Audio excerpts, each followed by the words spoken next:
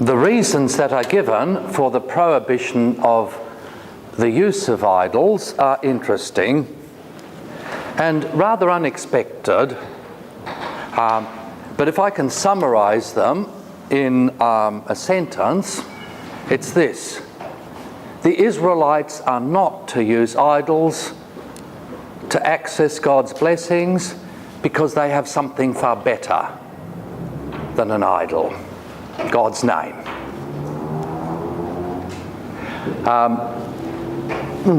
What have I got here? Wouldn't the pagans argue similarly though? Having the name of their God? They had the name of their God, but you couldn't use the name except with an idol. So it was the use of the name without the use of an idol. And in fact, if you have a look at pagan rites, what's important is not what you say, but what you do. It has to do with works, what you do for the God. You get praying and you get the use of names, but they have a completely different function in pagan theology to Israelite Old Testament theology. But notice the point you make, Murray, is quite good, that there's not an absolute difference between pagan worship and worship of the Lord. There's a lot of overlap between the two. And in drawing these distinctions, the danger is that we can exaggerate the differences and not see what's in common. Now, the reasons for the prohibition of idolatry is given at the beginning of the Ten Commandments. Remember, it begins with God saying, "I am Yahweh, your God. You shall have no other gods before me." Why? Because I am Yahweh. And you shall not, this is followed by, "You shall not take the name of the Lord your God in vain." No idols, don't take the name in vain. Why no idols?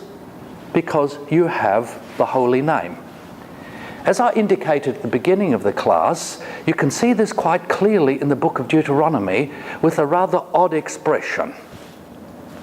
God tells the people through Moses that they are to worship him, serve him at one place when they come to the promised land, eventually.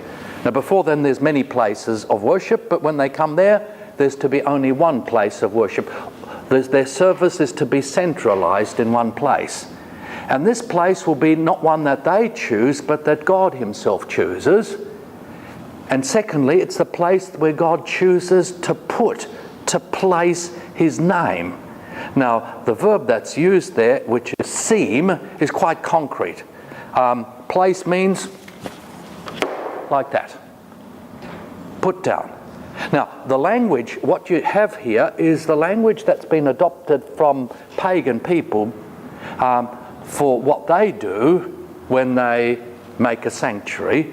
What do they put in their places? Holy places? His idols.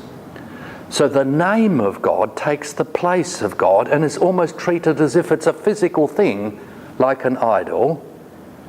Quite concretely, the name of God was put only in one place, and it's interesting where it was physically. Do any of you know offhand? Where was the name of God written? At Tabernacle. Do any of you know?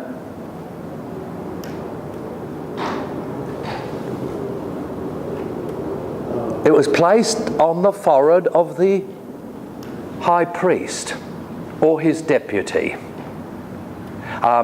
When he wore his priestly regalia, he had a plate that was put over his forehead in which were written the words, "Holiness to Yahweh," or "Holy person" or "Holy thing to Yahweh."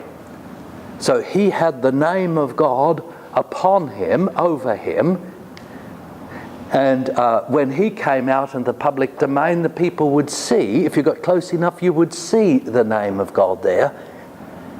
And then that name, he would pronounce that name and put it on the people when he gave the Aaronic benediction. Remember the Aaronic benediction, you shall put the name of God on the people. So the name that was put on the high priest or his representative puts on the people when he gives them the Aaronic benediction. That's the closest you get to locating a name. When you come to 1st and 2nd Kings, you'll find that there's a repeated theme, is that Solomon and his successors build and keep a temple. The temple is for the name of the Lord. Have you noticed that? He's to build a temple for the name of the Lord. The name takes the place of the idol. The emphasis then is not on the Holy of Holies and the idol as the means of access to God, but the place of access to God is the altar. Have a look at a strange connection that we find in Exodus chapter 20, 22 to 24. Who's next? Nathan, I think you're next. Yep. This comes immediately after the Ten Commandments and is a little unit by itself. It looks as if it's out of place here. Then the Lord said to Moses, "Tell the Israelites this. You have seen for yourselves that I have spoken to you from heaven." Just stop there. You've seen me speaking from heaven. Now that's important. God speaking from heaven to earth to his people. Remember that theophany, God speaking. Therefore what? Do not make any gods to be alongside me. Do not make for yourselves gods of silver or gods of gold. Make an altar of earth for me, and sacrifice on it your burnt offerings and fellowship offerings, your sheep and goats and your cattle. Wherever I cause my name to be honoured, I will come to you and bless you. Notice the reference there to the name. Wherever I either proclaim my name or whether my name is proclaimed, there I will come to you and bless you. Now what's the argument? Since you heard me speaking, since you saw me speaking to you from heaven, therefore don't make an idol, but instead make a altar and present offerings there to me, because when you present offerings to me, I will come to you and I will bless you. And blessing God is connected with the use of his name, the honouring of his name. So what takes the place of the idol? In a sense, as the place for accessing God is the altar. Now that's quite concrete. If the pagan people wanted to present their offerings to the Lord, they presented it in front of the statue of the god. But if the Israelites presented an offering to the Lord, they put it on the altar. Anything that was done to the altar or before the altar was done in the presence of God. Lifnei, lefanim, in the presence of God. So to pray in the presence of God would be to pray at the altar. To give thanks in the presence of God is giving thanks before the altar. To prostrate yourself before the Lord would be to prostrate yourself where, Murray? Before the altar. Before the altar. Can you see the way it works? So the altar takes the place of the idol. But what's the connection now between God speaking and the prohibition of idols? Let's look at the next passage. Michael, can you go to Deuteronomy chapter 4? Now, Deuteronomy 4 is the most extensive theological discussion on the reason for the prohibition of idols.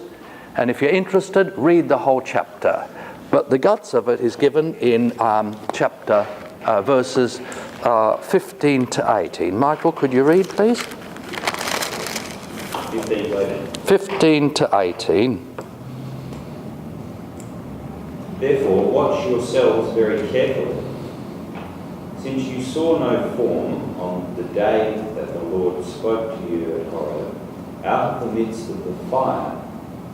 Beware lest you act corruptly by making a carved image for yourselves in the form of any figure, the likeness of male or female, the likeness of any animal that is on the earth, the likeness of any living bird that flies in the air, the likeness of anything that creeps on the ground, the likeness of any fish that is in the water under the earth. And read verse 19 too. And beware lest you raise your eyes to heaven when you see the sun, the moon, the stars, and all the hosts of heaven, you be drawn away and bow down to them and serve them, things that the Lord your God has allotted to all the peoples under the whole heaven. Look back now in the light of that to verse 12. The Lord spoke to you out of the fire. You heard the sound of his words, but saw no form. There was only his voice. Now, can you see the argument is this? When God appeared to you in the theophany at Mount Sinai, you didn't see him with your eyes. You didn't see his form, you didn't see his face, but you heard his voice. You heard his word. And because of that then, since you didn't see him, therefore you are not to have any idols. Because the means which you access, the means by which he comes to you is through his word rather than through his face, through a vision of him. So his word is the means of revelation. Therefore, you are to have no idols. Significance of fire there then. From fire, why? Yeah, okay. There was the fire is the glory fire. You remember that you have a cloud, and then encased in that cloud you have God's glory. God's glory appeared as a blazing fire within that dark cloud. So the cloud masked, covered, veiled the fire. Now, fire, God speaking from fire to his people, from cloud and fire, has a direct reference to something that happened every day at the tabernacle temple. Fire, cloud, glory. What? The incense and stuff. Yes, the incense. And there's two different kinds of incense. There's the incense that's burnt on the altar in the holy place, but then most of the incense was burnt together with flour, olive oil, on the altar together with the burnt offering. Okay, the people wouldn't see the fire. That wasn't visible. What would the people see? Smoke. So God speaks in blessing to his people from the fire, from the smoke. At the end of every divine service in which God's glory is revealed in fire and smoke, at the altar, you get God speaking his word of benediction through his priest. So he speaks the word of blessing, and he puts his name on the people through the benediction.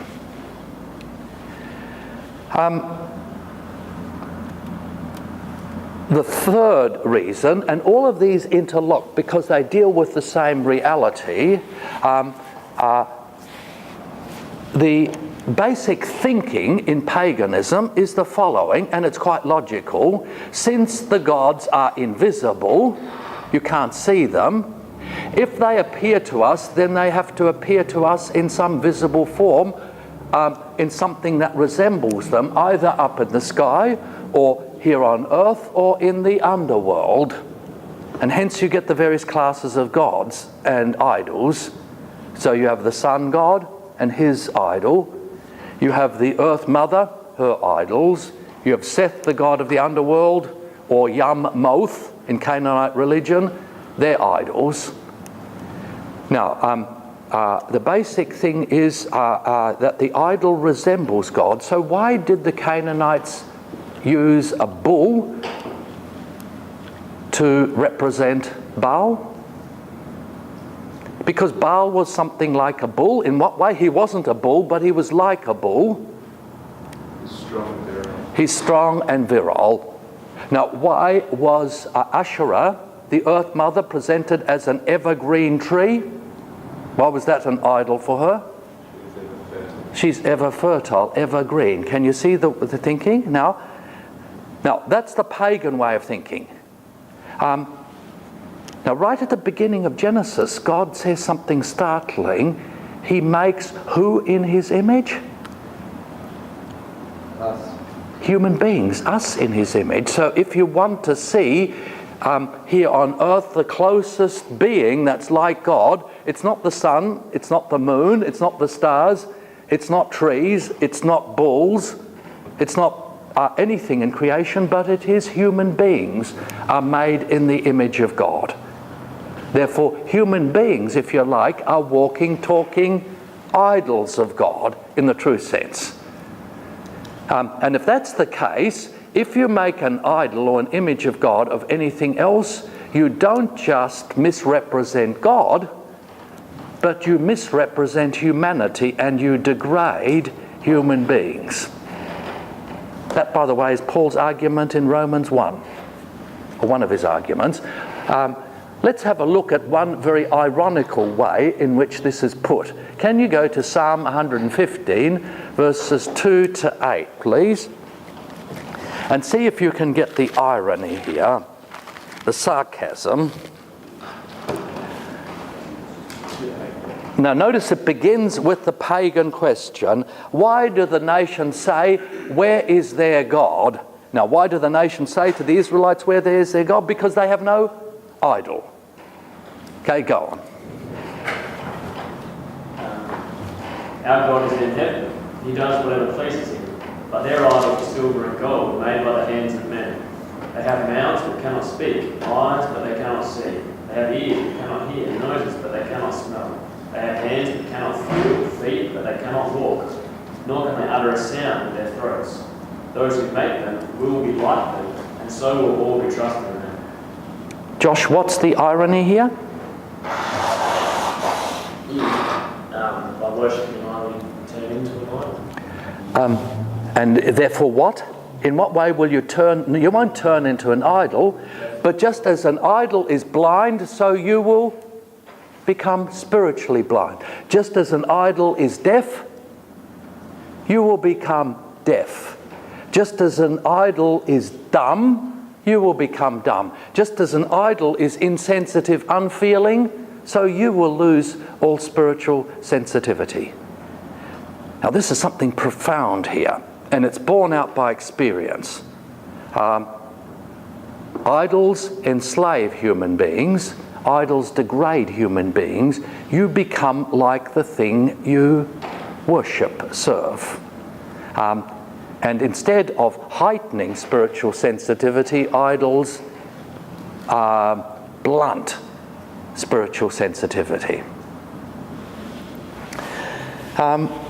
Lastly, most importantly, I've been emphasizing the fact that for pagan people, and idols are not mere pieces of statuary, they have real power and they have supernatural power. The Old Testament doesn't speak very much about what the power is in idols, what the power is in other gods. But there's a couple of places where it's made quite explicit. Let's have a look at two passages. First of all, Psalm 106, verse 36 to 38, which picks up the point that we've been making in the previous passage. Psalm 106, 36 to 38. They worshipped their idols, which became a snare to them. They sacrificed their sons and their daughters to demons. They shed innocent blood, the blood of their sons and daughters, whom they sacrificed to the idols of Canaan. And the land was desecrated by their blood. Okay, the Israelites worshipped, served other gods. They even sacrificed their children to other gods. And by doing so, to what were they sacrificing presenting their sacrifices to? Demons. There is spirit in an idol, but it is evil spirit. You do access supernatural power, but that supernatural power, according to the teaching of the Old Testament and New Testament, is demonic power. It's demonic power. Let's look at the next passage, which associates those two things together. the occult, the demonic, together with idolatry, the very famous case of Manasseh. Now, to understand this passage, you need to know that Manasseh is the son of Hezekiah, the great reforming king. But he did something utterly terrible. He brought a statue of the goddess Asherah into the temple. Now, it's not exactly clear where he placed the statue, whether it was alongside the altar for burnt offering or whether it was in the holy place. According to Jewish tradition, and this is probably the option that I prefer, he brought the Asherah, the statue of Asherah, right into the Holy of Holies. Why? Because he was a good modern person. If you have a male principle, you've also got to have a female divine principle. You've got to be inclusive in your worship of God. Male God, female God, together. That's what he did. Now look at the connections that are drawn in these passages. Please read, Ben. This is 2 Chronicles chapter 21, 1 to 6, and then 11 to 12. 2 Kings, sorry. Oh, you'll find it in Chronicles too, but not in that chapter. 1 to 6? 2 Chronicles 1 to 6. Kings. Okay, wake up. I think you need to have an idol dedication ceremony here for this idol. Yes. Okay. Manasseh was 12 years old when he became king, and he reigned in Jerusalem 55 years. His mother's name was Hephzibah. He did evil in the eyes of the Lord, following the detestable practices of the nations the Lord had driven out before the Israelites. He rebuilt the high places his father Hezekiah had destroyed. He also erected altars to Baal and made an Asherah pole, and Ahab king of Israel had done. He bowed down to all the starry hosts and worshipped them. He built altars in the temple of the Lord, of which the Lord had said, "In Jerusalem I will put my name." In both courts of the temple of the Lord he built altars to all the starry hosts. He sacrificed his own son in the fire, practiced sorcery and divination, and consulted mediums and spiritists. He did much evil in the eyes of the Lord, provoking him to anger. Read the next part then too, just the thing that I referred to. 10? Yeah, no, just before, read verse 7, the rest of verse 7. Yeah. He took the carved Asherah pole he had made and put it in the temple of which the Lord had said to David and to his son Solomon, "In this temple and in Jerusalem, which I have chosen out of all the tribes of Israel, I will put my name forever." And then go down to 10 and 11. The Lord said through his servants, the prophets, "Manasseh, king of Judah, has committed these detestable sins. He has done more evil than the Amorites who preceded him, and has led Judah into sin with his idols." He's led Judah into sin with his idols. Notice here the connection between not just worship of idols and horrible ritual practices like child sacrifice, but worship of idols and the occult, astrology,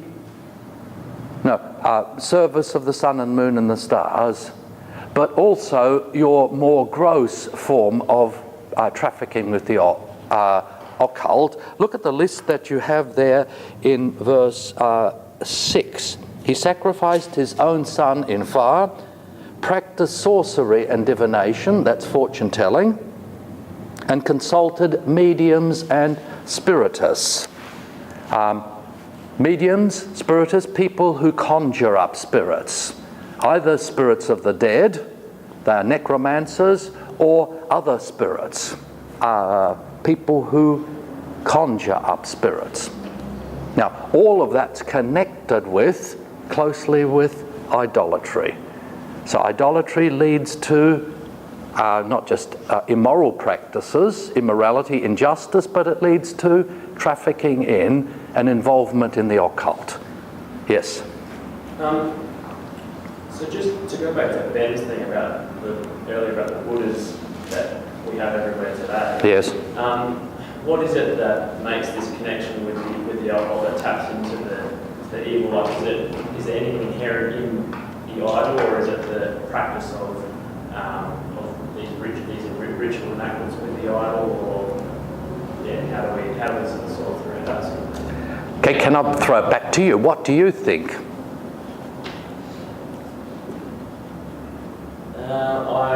It makes me uncomfortable just the very thing as it is, but Yes. but yeah, I don't know whether it's ever possible for it to be purely dead. I don't know. That's what I guess that's what I'm wondering. Now notice that I mean, there's two things, and I would resonate with what you said. It's very easy to say, okay, the idol's nothing. It's the way you use the idol that's the problem. However, it's not as simple as that.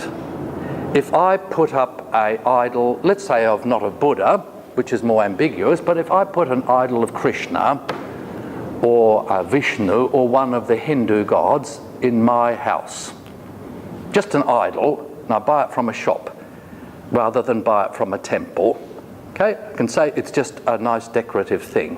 However, people coming in there will take it as a confession of my faith. Even if I don't intend it, it's ambiguous. Now, what's obviously out of the question is buying a statue that has been sold in a temple. Can you work out why?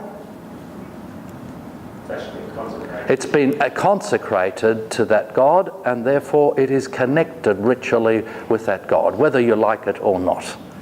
That's the objective reality. And the problem is the stuff that you buy in shops, you never know where it's come from. So my rule would be, and the rule of the church has always been right from the beginning, is get rid of that stuff. The Orthodox Church though have that. They are not so much idols, but all of that stuff gets on the altar. And Now that's something quite different, and you need to, that's a different story. how's that? There you don't have... How are we going to then understand that and make a distinction between that? Because, it's the statues of Christ too everywhere. Yes, yes, Not just Krishna, not just Buddha. yes. Well, what's the... It's very important for us to be able to understand how we discern Yes, and understand these and to be able to explain this to people. indeed. And that's where the problem lies. What's the difference between a statue of Krishna in our chapel and a crucifix with Christ on it? Now, there are many Christians who would accuse Lutherans of idolatry. Why? Because we have crucifixes. And it's a very simple argument. Idols are prohibited. We have an idol of Jesus. We have a representation of Jesus hanging on the cross. That's an idol. It's idolatry. What's the difference? And as you know, there was a big controversy in the early church about icons. And there were those who were the iconoclasts, who got rid of all icons, all statues. That's been one strong current in Christendom. There's the other current which says it is legitimate to represent Christ because he's become a human being. And we don't worship an idol, we don't worship an icon, we don't worship the statue. It has other functions. Now, those are the two positions.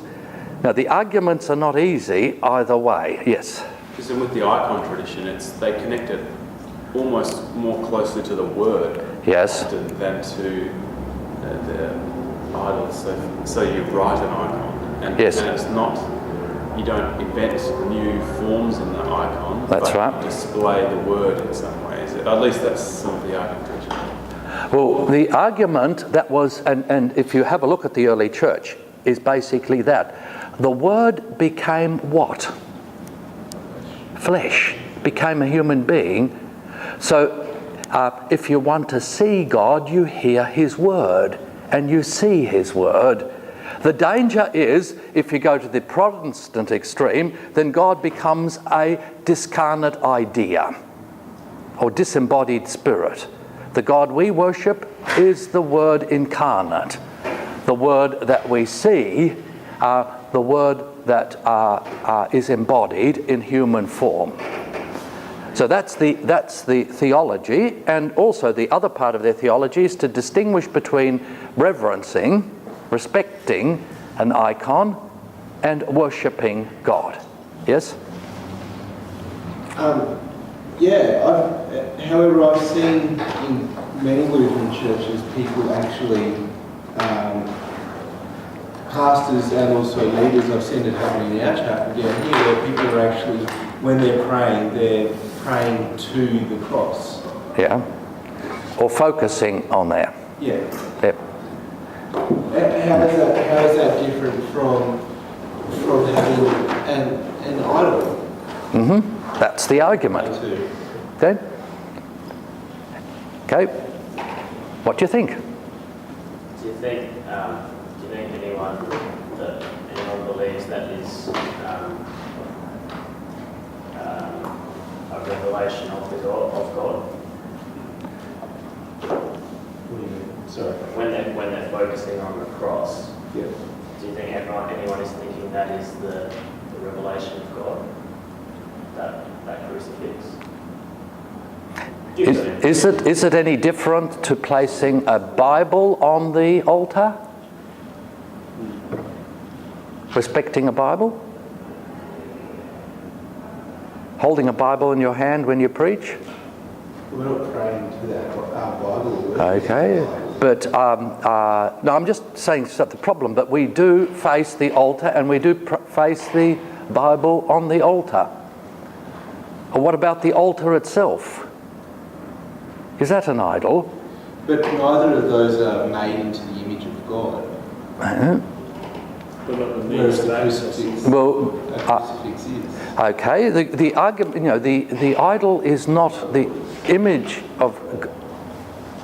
The basic point of an idol is that you use it in order to access God. Do any Christians use the crucifix to access God? I would say Pray to the crucifix, or what do they pray? I would say that it seems that way, yes, very strongly. It looks that way for some people.